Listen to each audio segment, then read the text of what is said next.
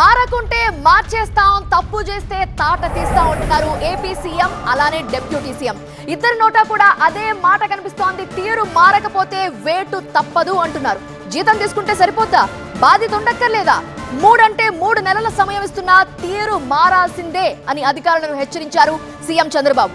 ఇక deputy CM Pawan Kalyan కూడా ఇదే స్టైల్లో లెక్చర్ ఇచ్చారు. ఎంతో కష్టపడి రాష్ట్రాన్ని గాడిన పెడుతుంటే అధికారులు సహకరించరా అని నిలదీశారు. అన్ని శాఖల పనితీరుపైన నా దగ్గర రికార్డు ఉంది. కొంతమంది అధికారుల పనితీరు సరిగా లేదు. ఒక్కో ఫైల్ క్లియరెన్స్ కోసం 18 నెలలకు పైగా సమయం తీసుకోవడం ఏంటి? ఇది ఏమాత్రం క్షమార్హం కాదన్నారు సీఎం చంద్రబాబు. ప్రజా సమస్యలపై వేగంగా స్పందించాలంటూ మంత్రులు, కార్యదర్శులు, హెచ్ఓడీల సదస్సులో దిశానిర్దేశం చేశారు సీఎం. పబ్లిక్ ని సాటిస్ఫై చేయడం కూడా మనం ప్రధానమైనటువంటి విధానం. ఎందుకంటే వాళ్ళు సాటిస్ఫై లేకపోతే మీరు ఏమి ఇస్తే లాభం, బంగారు ఇచ్చిన లాభం లేదు. మీరు గుర్తుపెట్టుకోవాలి. ఏదో మేము ఇచ్చేస్తాం చారిటీ కింద ఇవ్వడం కాదు. మనందరం ఉండేది ఇక్కడ ఉండే ఈ టీం అంతా అనుకుంటే 3 నెలల్లో డ్రాస్టిక్ మార్పు తీసుకురావచ్చు. మీరు చేయాల్సిన అవసరం ఉంది. మంత్రుల పనితీరుపైన సీఎం చంద్రబాబు అసంతృప్తి వ్యక్తం చేశారు.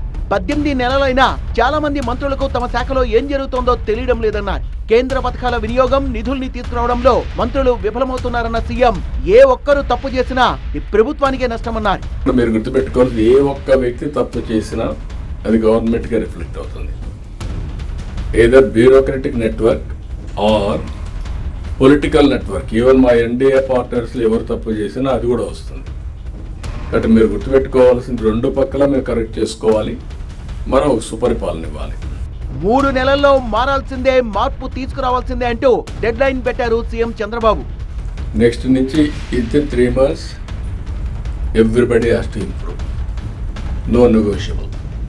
ఇదంతా కూడా ఏంటంటే మీరు ఇచ్చే సర్వీస్ పైన ప్రజల్లో పర్సెప్షన్. సర్వీసెస్ ఇవ్వడమే కాకుండా మీరు ఎడ్యుకేట్ కూడా చేయాల్సిన అవసరం ఉంది. అప్పుడే దీనివల్ల మనకు మంచి ఫలితాలు వస్తాయి.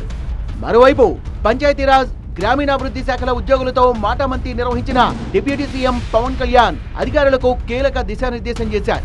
పౌరులు సంతోషంగా తిరిగి వెళ్లేలా అధికారులు సేవలందించాలన్నారు. తనతో సహా ఎవరు తప్పు చేసినా శిక్ష పడాల్సిందే అన్నారు. మీ వంతు నేను ఒకటే కోరుకుని నిష్పక్షపాతంగా, పారదర్శకంగా వ్యవహరించమని మనస్ఫూర్తిగా కోరుకుంటా ఉన్నాం. సమస్యతో కార్యాలయానికి వచ్చేవారు పరిష్కార మార్గం దొరికింది అన్న ఆనందంతో బయటకు. మీరు ఒక చిన్న ప్రమోషన్ వస్తే మీరు ఎంత ఆనందం చూపించారో వచ్చే ఒక పౌరుడికి, సగటు మనిషికి మీరు ఆ ఆనందాన్ని తిరిగి పంచమని నేను కోరుకున్నాను. Pay back. అలాగే నేను being deputy chief minister or Panchayati Raj దీని గురించి నేను అకౌంటబిలిటీ తీసుకుని, నేను తప్పు చేస్తే నాకు కూడా శిక్ష పడాలి. మన అకౌంటబిలిటీ నుంచి నాతో సహా ఎవరు కూడా తప్పించుకోలేరు. ఉద్యోగులు బాధ్యతాయుతంగా ఉండి తీరాల్సిందే అన్న డిప్యూటీ సీఎం పవన్ కళ్యాణ్ ఆదాయం పెంపుపై అధికారులు దృష్టి పెట్టాలన్నారు. అలాగే మీరు చెప్పినట్టు కొంత పొలిటికల్ వ్యవస్థ కొంత మారాలి, అకౌంటబుల్ వ్యవస్థ ఉండాలి. సో వీటన్నిటి మీద కూర్చొని చాలా ఎక్సర్సైజ్ చేసిన తర్వాత ఇవన్నీ జరిగింది. సో నా కోరిక, నా విజ్ఞాపన, నా విన్నపం, మేము ఏదైతే సదుద్దేశంతో చేసామో దాన్ని మీరు ప్రజలకి చేరువయ్యేలాగా మీరు ఆ సేవలు చేయమని మనస్ఫూర్తిగా కోరుతున్నాను. మొత్తంగా పథకాలు, ప్రభుత్వ కార్యక్రమాలు చివరి లబ్ధిదారుడికి చేర్చేలా అధికారులు పనిచేయాలంటోంది ప్రభుత్వం. వైసీపీ ప్రభుత్వంలో ఏపీ విధ్వంసానికి గురైంది. ఇప్పుడు తమ ఆదాయాన్ని పెంచుతూ హామీలన్నీ అమలు చేస్తుంటే కొంతమంది అధికారులు మాత్రం ఇంకా రిలాక్స్ మోడ్లోనే ఉన్నారనేది చంద్రబాబు, పవన్ల అభిప్రాయం. అందుకే తీరు మార్చుకోవాలంటూ క్లాస్ పీకారు.